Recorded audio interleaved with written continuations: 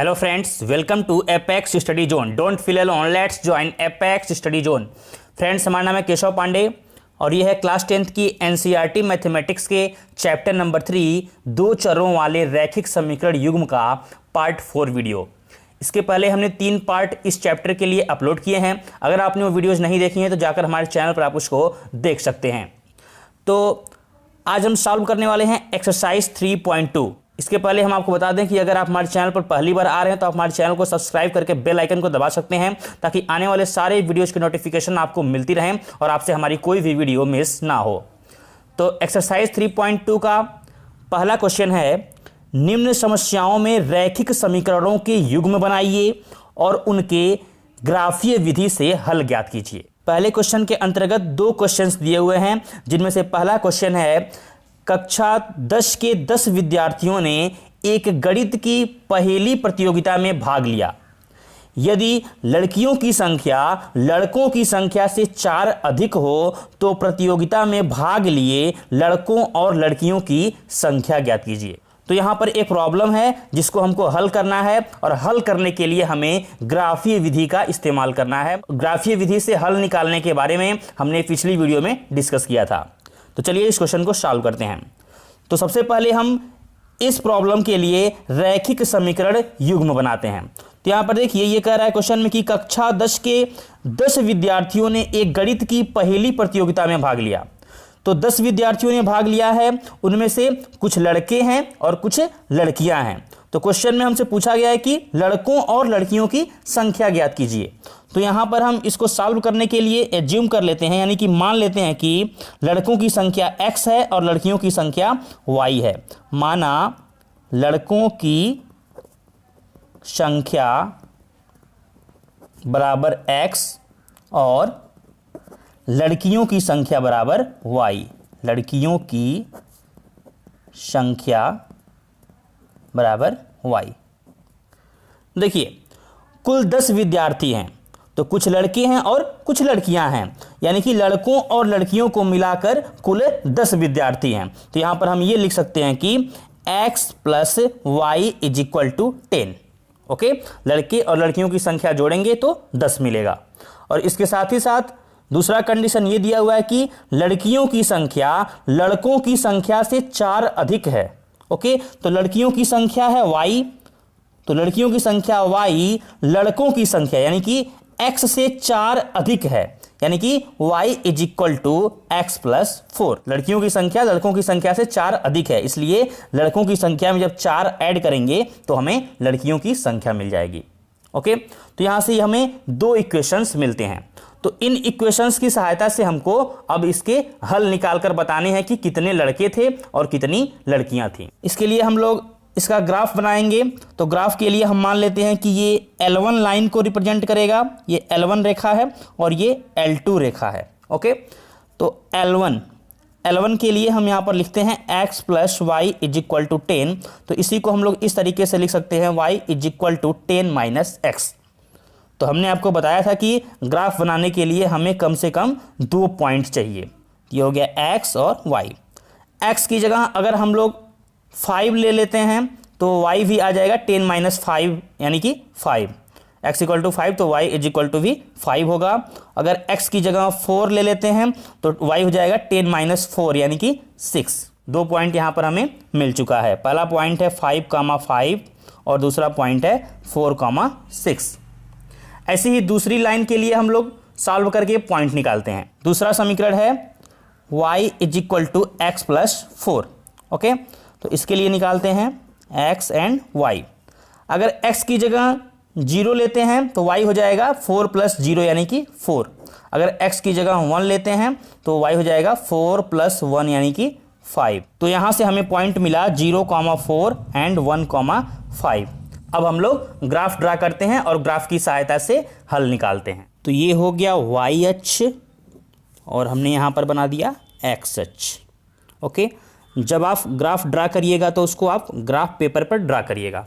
Okay, तो वहाँ से आपको बिल्कुल ठीक ठीक रिजल्ट मिलेगा। ओके, तो यहाँ पर पॉइंट लेते हैं 1 2 3 4 5 6 and 7। ओके, यहाँ पर पॉइंट लेते हैं 1 2 3 4 5 6 एंड 7। तो सबसे पहले हम लोग यहाँ पर L1 रेखा को बनाते हैं। तो देखिए इसका पॉइंट है 5,5, 5 इधर है और इसका 5 इधर है, तो कुछ यहाँ पर मिलेगा।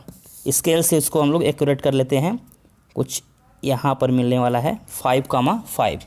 ओके, ये हो गया 5,5। दूसरा पॉइंट है 4,6, तो 4,6, तो 4 इधर और y की साइड में 6 तक जाना है। ओके, तो कुछ यहाँ पर मिलेगा, ये हो गया 4,6। ओके, अब इसको मिला देते हैं, इसको मिलाने से हमें L1 लाइन मिल जाएगी। ओके, तो ये हो गया हमारा L1 लाइन, ये L1 रेखा हो गई। ऐसे ही L2 के लिए पॉइंट है 0,4, तो 0,4 पड़ेगा यहाँ पर, x की साइड में 0 और y पर 4, तो ये हो जाएगा 0,4। और सेकेंड पॉइंट है 1,5, तो ये हो गया 1 और इधर y की तरफ हम लोग 5 तक जाएंगे, ये हो गया 1,5। इस पॉइंट को थोड़ा और ठीक तरीके से लोकेट करते हैं। 1 यहाँ पर था तो कुछ यहाँ पर मिलेगा हमें 1,5। ओके, तो ये पॉइंट है 1,5, तो दोनों को मिलाने से हमें L2 रेखा मिल जाएगी, ये हो गया L2 रेखा। ओके, तो हमने आपको बताया था कि जहां पर दोनों रेखाएं एक दूसरे को काटती हैं वही उस समीकरण युग्म का हल होता है। तो ये जो पॉइंट है यही है इस समीकरण युग्म का हल। देखते हैं हम यहां से x की तरफ जाएंगे तो हमें ये 3 पर मिल रहा है। ओके, ये x की साइड में 3 है। ओके, और y पर ये 7 है। ओके, तो ये पॉइंट है हमारा 3,7। ग्राफ पेपर पर ड्रा करेंगे तो एग्जैक्ट आपको 3,7 ही मिलेगा, यानी कि यहाँ पर x का मान 3 है और y का मान 7 है। x = 3 and y = 7। x यहाँ पर था लड़कों की संख्या और y था लड़कियों की संख्या, तो लड़कों की संख्या हो जाएगी 3 और लड़कियों की संख्या 7। लड़कियों की संख्या बराबर 7। ओके, क्वेश्चन नंबर 1 का सेकेंड पार्ट है 5 पेंसिल तथा 7 कलमों का मूल्य 50 रुपये है, जबकि 7 पेंसिल तथा 5 कलमों का कुल मूल्य 46 रुपये है। एक पेंसिल का तथा एक कलम का मूल्य ज्ञात कीजिए। बहुत ही सिंपल क्वेश्चन है। यहां से पहले हम लोग समीकरण बनाते हैं। तो मान लेते हैं कि एक पेंसिल का मूल्य है x रुपया और एक कलम का मूल्य है y रुपया। यहां पर लिख लेते हैं, माना एक पेंसिल का मूल्य बराबर x रुपया और एक कलम का मूल्य बराबर y रुपया। ओके, यहां पर दिया हुआ है 5 पेंसिल तथा 7 कलमों का मूल्य 50 रुपये है, तो 5 पेंसिल का मूल्य हो जाएगा 5x, क्योंकि एक पेंसिल का मूल्य है x रुपया, तो 5x हो जाएगा 5 पेंसिल का मूल्य। और एक कलम का मूल्य है y रुपये, तो 7 कलम का मूल्य हो जाएगा 7y, तो दोनों मिला कितना होगा 50 रुपये। ओके, ऐसे ही यहां पर दिया हुआ है 7 पेंसिल तथा 5 कलमों का कुल मूल्य 46 रुपये है। 7 पेंसिल यानी कि 7x हो जाएगा और 5 कलम यानी कि 5y हो जाएगा। 7x + 5y = 46। ओके, तो हमें दोनों समीकरण मिल चुके हैं। तो इसके लिए पहले हम लोग ग्राफ ड्रा करते हैं। इसको मान लेते हैं ये L1 रेखा है और ये L2 रेखा है। तो L1 रेखा के लिए 5x + 7y = 50। तो यहाँ से हम लोग y निकाल लेते हैं। 7y = 50 - 5x हो जाएगा। y हो जाएगा यहाँ से 50 - 5x / 7। ओके, तो यहाँ से हम लोग x और y निकालते हैं। तो हम लोग यहाँ पर कोशिश करेंगे कि x का कोई ऐसा मान चुनें जिसके लिए y पूर्ण संख्या आए। अगर हम लोग कुछ ऐसा मान सेलेक्ट कर लेंगे x का कि y दशमलव में आता है, तो उसके लिए ग्राफ बनाना थोड़ा सा मुश्किल होगा। तो यहाँ पर सोचते हैं, अगर 0 यहाँ पर लेंगे तो 50/7 होगा, 7 से 50 नहीं कटेगा। ओके, तो अगर ध्यान से देखेंगे तो अगर देखिए यहाँ पर x की जगह पे 3 ले लिया जाए तो ये 5 यहाँ 15 हो जाएगा। 50 में से 15 जब माइनस करेंगे तो मिलेगा 35, और 35 को 7 से अगर डिवाइड करेंगे तो मिल जाएगा 5। ओके, यानी कि हम ये कहना चाह रहे हैं कि अगर x को यहाँ पर 3 ले लिया जाए तो y क्या हो जाएगा 50 माइनस 5 इंटू 3, एक्स की जगह 3 लेंगे यहाँ पर 7 होगा, यानी कि 50 माइनस 15 हो जाएगा अपॉन 7, तो 35 बचेगा यहाँ पर, 35 बटे 7 यानी कि 5, 7 बचे 35। तो x की जगह 3 लेने से y आता है 5। ऐसे ही अगर x की जगह हम लोग 10 ले लें तो ये 5 में 10 का गुणा करने से 50 बन जाएगा, तो 50 माइनस 50 हो जाएगा 0, 0 बटे 7 यानी कि 0। तो x की जगह 10 लेने से y हो जाएगा 0। अब ऐसे ही L2 रेखा के लिए हम लोग x और y निकाल लेते हैं।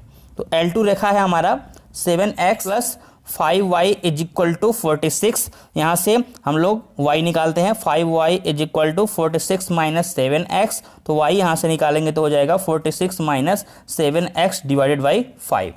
ओके, तो यहाँ से हम लोग x और y निकाल लेते हैं।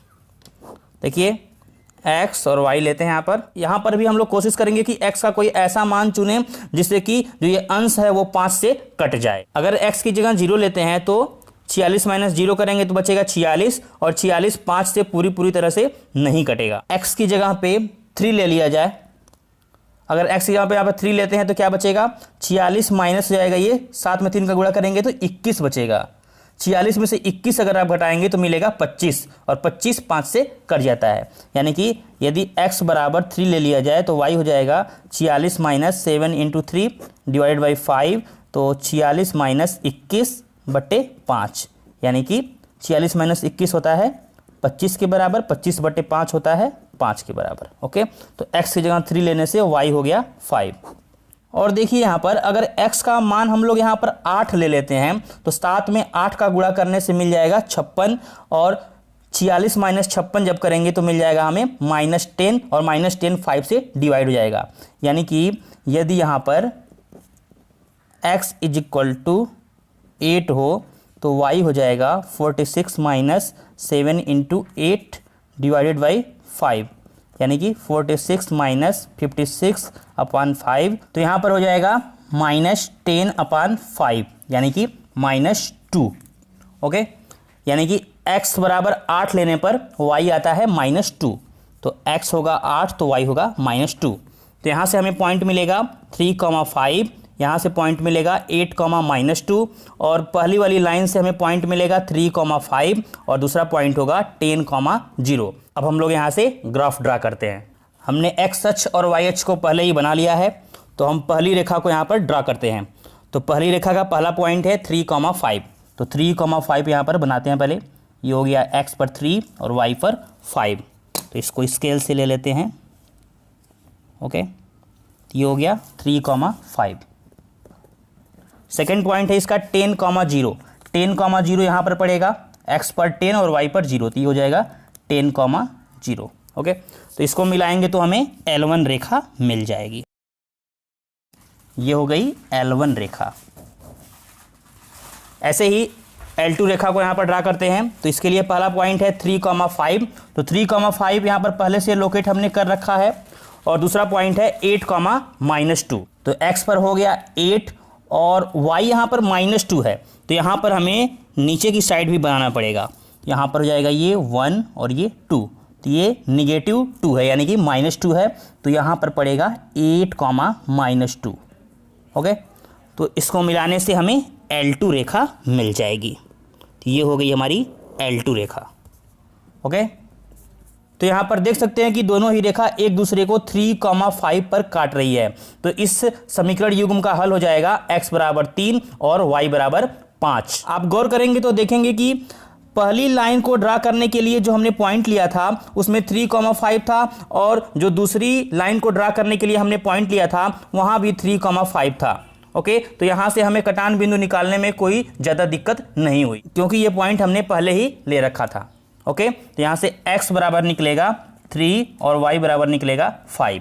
तो x था हमारा यहाँ पर एक पेंसिल का मूल्य, और y था हमारा एक कलम का मूल्य। तो एक पेंसिल का मूल्य हो जाएगा 3 रुपये। ओके, और एक कलम का मूल्य हो जाएगा 5 रुपये। एक पेंसिल का मूल्य बराबर 3 रुपये, एक कलम का मूल्य बराबर 5 रुपये।